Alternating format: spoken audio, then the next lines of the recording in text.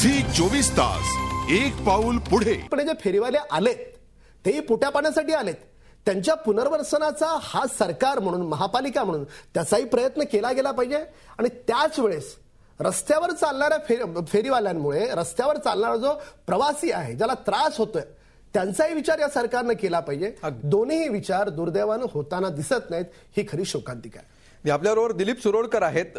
सुरोडकर साहेब, हे जे अनधिकृत फेरीवाले आहेत त्याच्यामुळे जे काही निवडक अधिकृत फेरीवाले आहेत की ज्यांना अधिकार दिलेला आहे, लायसन्स मिळालेली आहेत व्यवसाय करण्याची, त्यांना नेमका काय त्रास होतोय? पहिली गोष्ट तर सुप्रीम कोर्टची जी गोष्ट सांगितली ते 2004 साली सुप्रीम कोर्टामध्ये केस पास झालेली आहे. हॉकरची नॅशनल पॉलिसी केस पास झाल्यानंतर आतापर्यंत सुप्रीम कोर्टमध्ये केस हॉकरची सुरू आहे. दर महिन्याला मी स्वतः सुप्रीम कोर्टमध्ये केसमध्ये जात असतो. त्याच्यानंतर भारत सरकारनं जे पॉलिसी केल्यानंतर यानं 3 मेन कमिटी नेमली होती. त्या 3 मेन कमिटीमध्ये कुठले हॉकिंग झोन बनवायचे, कुठले नाही बनवायचे ते कोर्टानं ठरवलं होतं. त्याच्यामध्ये एक एसीपी होता रिटायर, एक जज होते आणि एक ट्रॉफिक एसीपी होते. आता ते कोर्टानं सुद्धा रद्द केलं, कारण की त्यांना काही मुंबईमध्ये हॉकिंग झोन बनवता येत नाही. कारण की कदम साहेबांनी जे सांगितलं 3 लाख लोक, मुंबई शहरामध्ये 15,159 लोक हे अंग्रेजच्या जमान्याचे लायसन्स आहेत. आणि आता जे लायसन्स दिलेले नवीन लायसन्स मला वाटतं ते 8,000 लायसन्स आहेत. आणि मुंबई शहरामध्ये म्युन्सिपाल्टीनं 11 वर्ष 22,000 पावत्या वाटल्या आणि करोडो रुपये फेरीवाल्यांचे जमा केले. त्याच्यानंतर हे पैसे कसल्या पावत्या होत्या? फेरीवाल्यांना धंदा करण्यासाठी एका दिवसाला 30 रुपये म्युन्सिपाल्टी घेत होती. तर ते म्युन्सिपाल्टीची गलती आहे. तुम्ही कुठे धंदा लावा आणि पैसे घ्या, हे म्युन्सिपाल्टीने केलं होतं. आज मुंबई शहरामध्ये जे हे तुम्ही खात्रीपूर्वक सांगताय की दिवसाला 30 रुपये, हो माझ्याकडे रसीद आहे, या हिशोबाने पावत्या फाडा आणि तुम्हाला वाटेल त्या ठिकाणी धंदा करा. हे नंतर सुप्रीम कोर्टनं याला रद्द केलं. 1988 सालीपासून पावती सुरू झाली होती. त्याच्यानंतर एवार्डचा जो प्रश्न आहे आमच्या दक्षिण मुंबईमध्ये सर्वात महत्व म्हणजे एवार्ड. ज्या एवार्डमध्ये 1,25,00,000 लोकांची रोजची वर्दळ आहे. जे नाशिक, पुणा, सुरतवरून जे लोक येतात, कारण की मुंबई शहर वडापावचं असं बनलेलं आहे की पुऱ्या भारतामध्ये, देशामध्ये वडापाव म्हणजे मुंबई, इतकं फेमस फक्त वडापाव. आज दुपारी जे साऊथ इंडियन आपल्या मुंबई साऊथ मध्ये एवढा प्रश्न खतरनाक आहे. हे बरोबर आहे.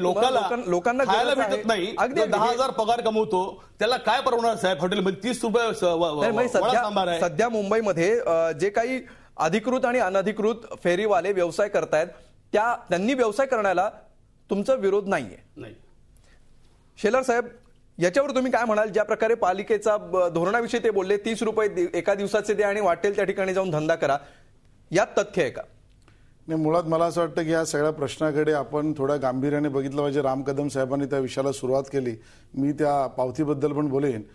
मुळात ज्या वेळेला 313 आणि 313 खाली लायसन्स देण्यात आली ती 1970 नंतर पॉलिसी म्हणून बंद झाली लायसन्स देणं. तर मुंबई शहरात त्यानंतर लायसन्स दिली ती वॉर्ड वगैरे एक्सेप्शनल केसेस मधल्या कोर्ट केसेस मधनं दिलेली आहेत.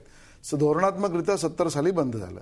2004 पर्यंत मग अंध व्यक्ती, पीसीओ, गटई अशा वेगवेगळ्या पद्धतीने 2004 पर्यंत काही लायसन्स दिली गेली. त्यानंतर पण जुलै 2004ला कोर्टाने एकदा सांगितलं यापुढे लायसन्स द्यायची नाही. त्याच्यानंतर लायसन्स देणं महापालिकेने थांबवलं. आता जो राहिला मुद्दा जो पावत्यांचा विषय ते म्हणताय, तो पावत्यांचा मुद्दा असा आहे की मुंबई शहरामध्ये जो न्यूसन्स करेल, जो कचरा निर्माण करेल, तो कचरा रिमूव्हल चार्जेस म्हणून त्याला चार्ज दिले जातात, त्याला फाईन केला जातो. ती पावती म्हणजे बसायला लायसन्सची परवानगी असं नाही. आणि त्यामुळे त्याचा आणि याचं काही कोरिलेशन असण्याचं कारण नाही. एखादा माणूस म्हणेल मी इथे बसतो आणि इथे कचरा केला, उचला आणि भरले पैसे, हा त्याच्यातला अर्थ झाला. पण तो लायसन्स नव्हे, ते चार्जेस आहेत. राहता पुढे जो मुद्दा जो राम कदम साहेब म्हणाले की त्या उपविधी 2009 ज्याला बायलॉज 2009 असं आपण म्हणू, ते बायलॉज 2009 स्टेट गव्हर्नमेंटने ज्या वेळेला महापालिकेकडे अग्रेषित केले, महापालिकेत त्याच्यामध्ये वेगवेगळ्या पद्धतीच्या कमिटीवर चर्चा झाली. ज्या वेगळ्या सभागृहाच्या तारखेचा मुद्दा सांगतायत त्यावेळेला त्याआधी 2010ला राज्य सरकारने पत्र लिहिलं. तुम्ही 2010ची जी घटना सांगताय त्या अगोदर राज्य सरकारचं पत्र आहे आणि त्यांनी असं म्हटलंय की या उपविधीला बीएमसी ऍक्टमध्ये बदल करण्यासाठी आम्हाला ही संमती लागणार आहे आणि ते करेपर्यंत ह्याच्यावर तुम्ही चर्चा करू नका. आणि त्यामुळे आहे तसाच कायदा आम्ही तो वर पाठवला आणि तो वर अजून पेंडिंग आहे. तो राज्य सरकारकडेही बरोबर पेंडिंग आहे आणि केंद्र सरकारकडे राष्ट्रपतींनी त्याच्यावर सही केली नाही. ह्याही दोन्ही गोष्टी खऱ्या आहेत. मूलभूत जो प्रश्न या समस्यांचा जो आहे तो असा आहे की मुंबईकर नागरिकाला रस्त्यावर चालायला मिळत नाही, फुटपाथवर चालायला मिळत नाही आणि कदाचित म्हणून ह्याचं उत्तर MMRDAने शोधलं. MMRDA म्हणाले की बाबा हॉकर्समुळे जर आम्हाला लोकांना चालायला मिळत नाही तर आम्ही स्कायवॉक निर्माण केले. म्हणजे काय, फुटपाथवर चालू नका, आता वरना चाला. याचा अर्थ राज्य सरकारला याचं गांभीर्य होतं पण राज्य सरकारने गांभीर्याने ते बघितलं नाही. पण एक मूलभूत प्रश्न मला दोन्ही आमच्या सन्माननीय अतिथींना सांगायचं आहे की hawking is a constitutional right हे सुप्रीम कोर्टाने म्हटलेलं आहे आणि त्यामुळे कॉन्स्टिट्युशनल राईट असलेल्या गोष्टी कायद्यामध्ये कशा बसवायच्या ह्यामध्ये केंद्र सरकार, राज्य सरकार आणि मुंबई महानगरपालिकेच्या धोरणाला अडचण आणून मुंबई महापालिकेच्या विरोधात या तिन्ही लेवलला आपण असफल झालो हे स्पष्ट दिसतंय. आणि त्यामुळे त्याच्यावर मला असं वाटतं की आज मुंबई असो, नाशिक असो, ठाणे असो, पुणे असो किंवा एका अर्थाने एवढ्या मोठ्या प्रमाणात हॉकर्स असो की 3 लाख लोक जर आज हॉकिंग करत असतील मुंबई शहरात त्याचा अर्थ 15-16 लाख लोकांचा रोजगार त्याच्यावर अवलंबून आहे. 1,20,00,000 लोकांपैकी 16 लाख लोकांचा जर रोजगार त्याच्यावर असेल तर त्याचाही निर्णय राज्य सरकारला करायला लागणार आहे. राज्य सरकार मात्र या बाबतीत काही सिरियस आहे असं दिसत नाही. सचिन सावंत, अगदी सचिन सावंतांची बाजू आपण ऐकून घेऊया. एक फक्त मी अमोल एक सांगतो. आशिष शेलार जी म्हणाले ते महापालिकेचे सदस्य होते, त्यांना अधिक माहिती. पण 26 फेब्रुवारी 2010 साली महापालिकेमध्ये जेव्हा हा प्रस्ताव आला त्याच्यावर चर्चा नाही मी वेगळं म्हणतोय. चर्चा न होता संमत झाला आणि राज्य सरकारने जे पत्र पाठवलंय घटनेच्या 313 कलमामध्ये दुरुस्ती करायचे ते पत्र त्याच्यानंतर पाठवलंय. हरकती जेव्हा आल्या 230 हरकती महापालिकेकडे आल्या आणि त्या महापौरांकडे जाणार होतं तर त्यावेळेस ते आलेलं आहे. त्यामुळे ज्यावेळेस चर्चा व्हायला पाहिजे होती महापालिकेमध्ये मनसेचे नगरसेवक गप्प का होते? आज तुम्ही बोलताय मनसेचे नगरसेवक सभागृहात का गप्प? आशिष, आपला हा विषय नाहीये की कोण गप्प होतं कोण गप्प नव्हतं. तुम्हाला माहितीये की वेळोवेळेस मनसेचे सगळे नगरसेवक, सगळे आमदार विषय असा आहे की सगळे समर्थपणे आपली बाजू मांडत असतात.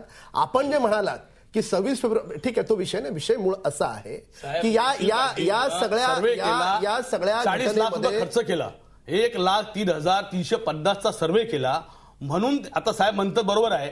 1978 साली लास्ट लायसन्स दिलं गेलं. त्याच्या आज बी लोकांनी लायसन्स आहे. क्राफ्ट मार्केटला आता सध्या लोक आहेत ज्यांच्याकडे 70 वर्ष पुराण लायसन्स आहे. झी 24 तास एक पाऊल पुढे.